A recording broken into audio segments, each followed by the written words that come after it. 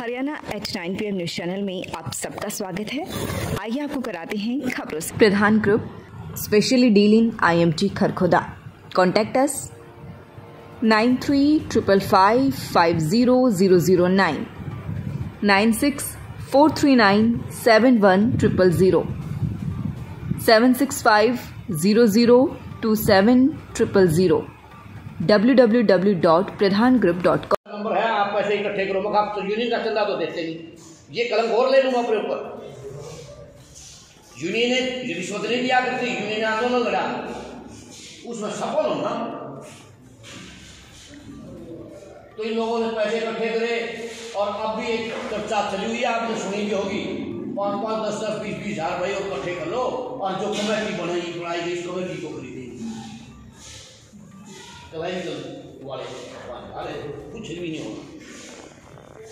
पंचायती तौर पर जो संघर्ष होता है वही साथियों देर सवेर रंग लाता है, बशर्ते कि वो सच्चे मन से लड़ा जाए, एकजुटता से लड़ा जाए।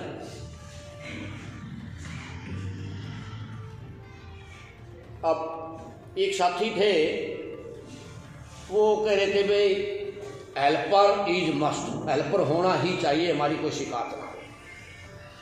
हमारे से पुराने साथी बैठे हैं। अव्वल बात यह है कि हेल्पर ही हमारे सबसे बड़े दुश्मन है।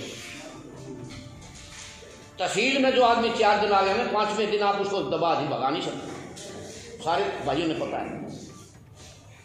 और पटवारी तो बदनाम है, ऑपरेटर हैं तहसील में, अर्जीनवीस हैं, सारा ठेका उठाए रखते हैं, इतने पटवारी को देने, इतने फलाने को देने। पटवारी कुछ नहीं देता कीजिए, पटवारी को पता ही नहीं किसका इंतकाल है। टोकरी से उठाया, इंतकाल कर दिया, मुकाबला किया और कर दिया। कोई गलत है तो उसको खारिज करवा दिया। इससे फल तुम्हारे पास है ही नहीं कुछ भी।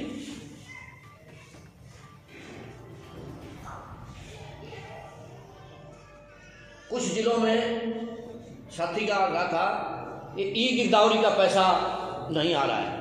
हमने समस्या रखी थी ई गिरदावरी के पैसे की, तो मैडम ने कहा, DLR मैडम ने, हमारे पास हमने 2 करोड़ मांगा था, 31 लाख आया है। और जिस भी जिले की डिमांड आई हो पूरी तरह से, मैं रोहतक का हूँ, मेरे जिले की भी नहीं थी, तो जींद की वहाँ डिमांड गई हुई थी। जींद में पैसा 2-4-5 दिन में आ गया। तो जैसे ही वो आएगा वो मिल जाएगा और आएगा। LTC की जहाँ बात रही है, सबका कई साथियों का मुद्दा था। LTC का साथियों सिस्टम बदल दिया इन्होंने। एक तो हमने विरोध भी किया है, इसको 3 साल की बजाय 4 साल 24 तक बढ़ा दिया इसको, पीरियड को। इसके लिए सर्व कर्मचारी संघ ने पत्र भी लिखा था सरकार को कि ये कर्मचारियों के साथ बहुत बड़ा अन्याय है। तो LTC का पैसे का सिस्टम क्या है कि किसी जिले में, मैं रोहतक का उदाहरण देता हूँ, 12 लाख रुपया था। यहाँ कहने लगे जी पैसा मंगवा दो। हमने बात की कि 12 लाख पड़ा है, इसको ख़त्म कर दो जी, ख़त्म करते ही पैसा भेज देंगे। फिर इन्होंने क्या किया, 3 तहसीलों में, 3 सब डिवीजनों में 4-4 लाख भेज दिया, 4 में 3-3 लाख। 3-3 लाख में एक सब डिवीजन ने खाली कर दिया, बाकी का पड़ा है।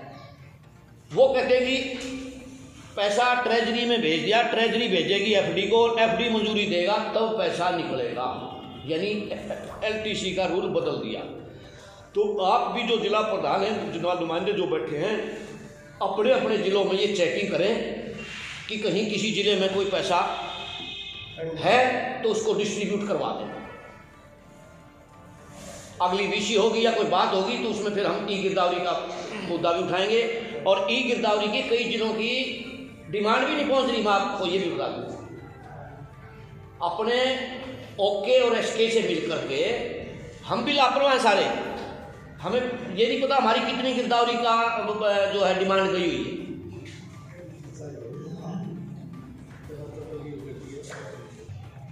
नायब तहसीलदार के इम्तिहान की जो बात थी साथियों, अगर एसोसिएशन प्रयास नहीं करती तो आपको पता है कि ये इम्तिहान नहीं होने वाला था। इसमें इतना बड़ा पेच फंसा गए PK दास जी, जो डिप्टी CM से भी नहीं निकल रहा था। अरे हम उसकी इंक्वायरी खुलवाएंगे PK दास की। PK दास की इंक्वायरी खुलेगी जी, 5 साल में उसमें फैसला होगा। हमारे जो साथी जा रहे हैं, जो रिटायर होकर जा रहे हैं बिना प्रमोशन लिए, आप सोचो उनके दिल पर क्या बीती होगी। ये हमने जबानी भी कही मिले थे और चिट्ठी में भी ऐसी बात लिखी थी। लेकिन जैसे तैसे खुल्लर साहब ने भी प्रयास करे, इसने भी प्रयास करे, टी.एस. प्रसाद जी ने, और कहा कि रूल क्या कहता है, कि रूल तो कहता है DLR ले, लेकिन फाइल वहाँ CS के पहुँची हुई है पहले वाली, उसको बहुत टाइम लगेगा उसको तो कानून बदलने में। FCR साहब ने कहा मैं अप्रूवल दिलाऊंगा, आप चिट्ठी बना के फाइल बना के भेजो। और ये इम्तिहान शायद आज हो चुके होते अगर राजस्थान का इलेक्शन ना होता, क्योंकि हमारे राजस्व मंत्री जी जो है वो राजस्थान में बिजी थे। चिट्ठी बहुत दिन से फाइल उनकी पेंडिंग रही है, हमने चिट्ठी का प्रारूप व्हाट्सएप पे भी भेजा था साथियों। 10 तारीख को उनके पास चली गई थी चिट्ठी और अब उनके साइन हुए। हाँ ये है ठीक है भाई, उनकी खेती है वो करेंगे, आते ही उन्होंने साइन कर दिया। और हमारे शायद इम्तिहान जो है वो दिसंबर में हो जाएंगे साथियों। हम सरकार को कोई नोटिस वगैरह दें स्ट्राइक का, सांकेतिक का, मैं अभी बताऊंगा, क्लियर करूंगा, तो तब तक मैं चाहता हूं कि हमारे कानून को का इम्तिहान जरूर निपट जाए, ताकि वो लोग भी निश्चित हों। ये जरूरी है, कहीं कल कहीं हम बैठ जाए। प्रधान जी, आज पटवारियों की मीटिंग हुई है और प्रदेश स्तरीय मीटिंग थी खरखोदा में, क्या कुछ फैसला हुआ, क्या बताना चाहेंगे? देखियो, रेवेन्यू पटवार कानून एसोसिएशन हरियाणा प्रधान जयवीर चहल, तो हमारी डिपार्टमेंटल बहुत सी समस्याएं हैं, तो उनको लेकर के उन पर मंथन किया गया। और हमारा जो बड़ा अहम मुद्दा है पे ग्रेड वाला, जो आधा अधूरा है, हालांकि सरकार ने कहा कि 1800 पटवारी लाभान्वित होंगे, 1800 पटवारी कार्यरत भी नहीं है, तो उसका हम विरोध करते हैं।